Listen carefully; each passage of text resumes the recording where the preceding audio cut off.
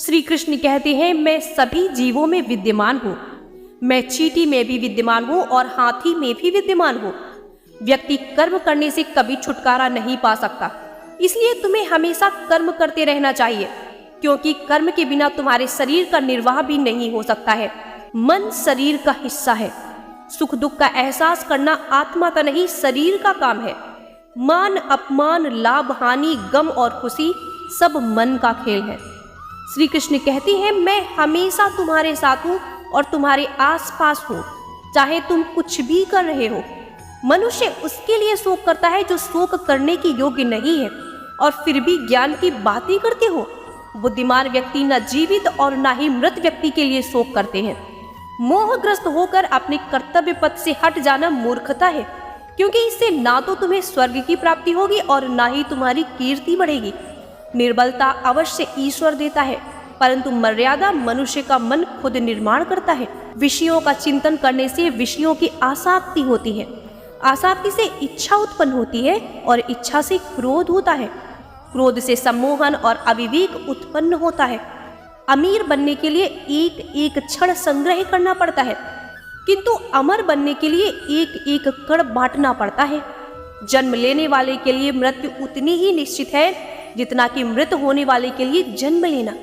इसलिए जो अपरिहार्य है उस पर शोक मत करो। क्रोध से भ्रम पैदा होता है, भ्रम से बुद्धि व्यग्र होती है, और जब बुद्धि व्यग्र होती है तब तर्क नष्ट हो जाता है। जब तर्क नष्ट होता है तब व्यक्ति का पतन हो जाता है। धर्म युद्ध में कोई भी व्यक्ति निष्पक्ष नहीं रह सकता। धर्म युद्ध में जो व्यक्ति धर्म के साथ नहीं खड़ा है, इसका अर्थ है वो अधर्म का साथ दे रहा है, वो अधर्म के साथ खड़ा है। अगर कोई मनुष्य हमारे साथ बुरा कर रहा है तो उसे करने दो, ये उसका कर्म है और समय उसके कर्म का फल उसे जरूर देगा। लेकिन हमें कभी भी किसी के साथ बुरा नहीं करना चाहिए, क्योंकि यही हमारा धर्म है। इच्छा पूरी नहीं होती है तो क्रोध बढ़ता है, और इच्छा पूरी होती है तो लोभ बढ़ता है। इसलिए जीवन की हर स्थिति में धैर्य बनाए रखना, अपने अनिवार्य कर्तव्य का पालन करें, क्योंकि क्रिया वास्तव में निष्क्रियता से बेहतर है। कल की फिक्र मत करो, जिस ईश्वर ने आज तक संभाला है वो आगे भी संभाल लेंगे। श्री कृष्ण कहते हैं, अगर तुम्हें किसी ने दुख दिया है तो बुरा मत मानना, क्योंकि लोग उसी पेड़ पर पत्थर मारते हैं जिस पेड़ पर ज्यादा मीठे फल होते हैं। अहंकार तब उत्पन्न होता है जब हम भूल जाते हैं कि प्रशंसा हमारी नहीं, हमारे गुणों की जा रही है। जो मन को नियंत्रित नहीं करते, मन उन्हें नियंत्रित कर लेता है और उनके लिए वो शत्रु के समान कार्य करता है। असली खुशी की कुंजी यही है कि अपने मन से इच्छाओं की बोझ को हल्का कर दो। अपना दिल अपने काम पर लगाओ, इसके इनाम या परिणाम पर नहीं। अगर आप किसी को छोटा देख रहे हो तो आप उसे या तो दूर से देख रहे हो या तो अपने भीतर के अहंकार से। युद्ध हो या जीवन, सफलता केवल 3 शस्त्रों से प्राप्त होती है: धर्म, धैर्य और साहस। भगवान श्री कृष्ण ही इस सृष्टि के पालनहार है। वही इस संसार की शुरुआत थे, वही मध्य और वही अंत होंगे।